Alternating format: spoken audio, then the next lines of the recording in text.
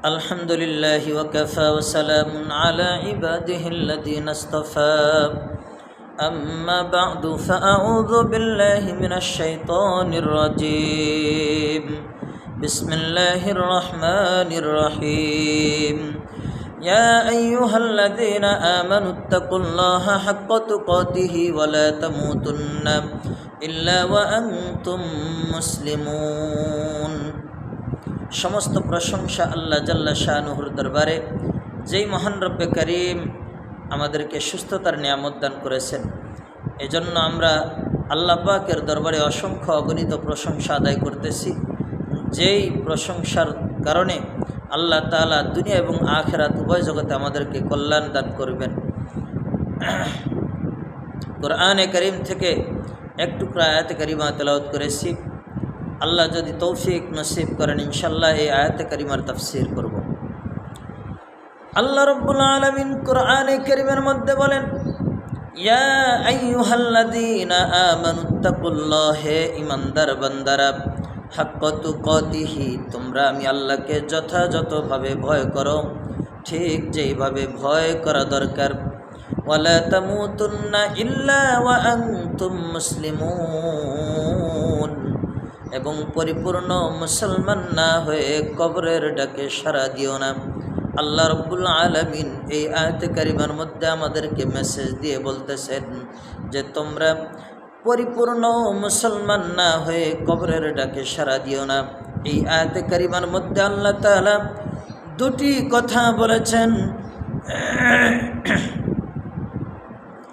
এই আয়াতে কারিমার মধ্যে আল্লাহ তাআলা দুটি কথা বলেছেন। এক নম্বর কথা হচ্ছে তোমরা আমি আল্লাহকে যথাযথভাবে ভয় করবে। দ্বিতীয় নম্বর কথাটি হচ্ছে পরিপূর্ণ মুসলমান না হয়ে কবরের ডাকে সাড়া দিবে না। প্রথম কথাটি, যদি কেউ আল্লাহ তাআলাকে ভয় করে দুনিয়ায় জীবনযাপন করে, তাইলে ওই ব্যক্তি আর বাকি মুসলমানিত্ব এমনিই তার ভিতরে চলে আসবে।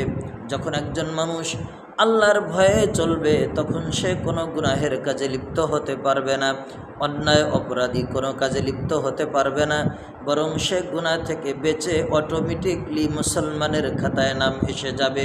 এজন্য আল্লাহ পরবর্তী কথাটি বলেছেন, মুসলমান না হয়ে কবরে এসো না। আল্লাহ যদি আমাদেরকে কবুল করে নেন, আমরা যদি আল্লাহকে ভয় করে দুনিয়ায় জীবনযাপন করতে পারি, আল্লাহ রাব্বুল আলামিন আমাদেরকে দুনিয়া এবং আখিরাত উভয় জগতে মুসলমান হিসাবে কবুল করে জান্নাত দান করবেন। হযরত আবুল্লাহ ইস রহমাতুল্লাহি আলাইহি তিনি বলেন, আল্লাহ তাআলা আসমান জমিন যখন সৃষ্টি করেছেন, দুনিয়াকে যখন সৃষ্টি করেছেন, আল্লাহ তাআলা সপ্তম আসমানে অগণিত ফেরেশতা সৃষ্টি করে রেখেছেন।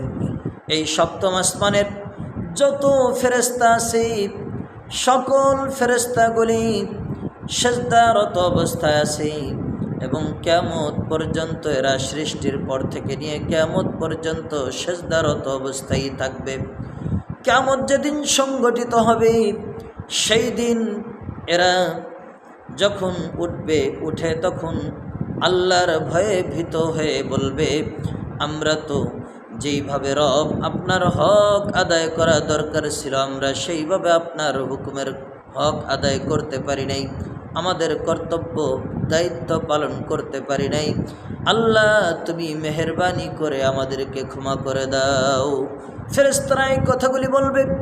নবী করিম সাল্লাল্লাহু আলাইহি ওয়াসাল্লাম হাদিসের মধ্যে বলেন, ইদা কশাআরাল জাসাদুল আবদি মিন খাশিয়াতিল্লাহি তাআলা তাহাত্তাত আনহু যুনুবুহু কামা ইয়াতাহাত্তু আনিশ শাজারি ওয়ারাকুহা।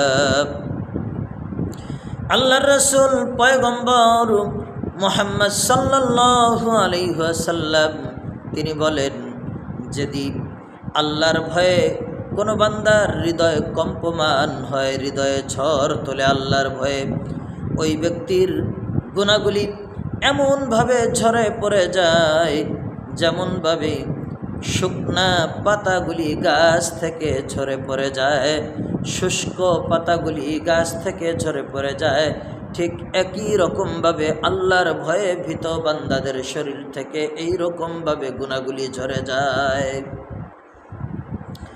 আল্লাহর রাসূল আরেকটি হাদিসের মধ্যে বলেন, ক্বালান নবিয়্যু সাল্লাল্লাহু আলাইহি ওয়াসাল্লাম, লা ইয়ালিজুন নার আহাদুন বাকা মিন খাশিয়াতিল্লাহি হাত্তা ইয়াউদাল লাবানু ফিদ্দার।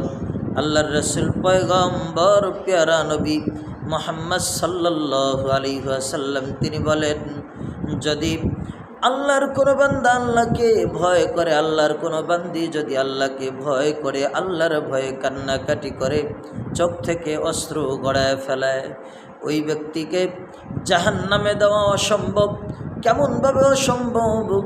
যেমন গাভীর স্তন থেকে, গাভীর বাট থেকে দুধ বাহির করবার পর, গাভীর স্তন থেকে দুধ বাহির করবার পর পুনরায় ওই স্তনে দুধকে প্রবেশ করানো যেমন অসম্ভব, ঠিক একই রকমভাবে আল্লাহর ভয়ে কান্না করনেওয়ালা বান্দাদেরকে জাহান্নামে দেওয়া এই রকম অসম্ভব। আল্লাহ পাক আমাকে সহ সকলকেই আল্লাহর ভয়ে জীবনযাপন করার তৌফিক নসিব করেন এবং আল্লাহর ভয়ে কান্নাকাটি করার মাধ্যমে জাহান্নাম থেকে বাঁচার তৌফিক নসিব করেন। আমিন।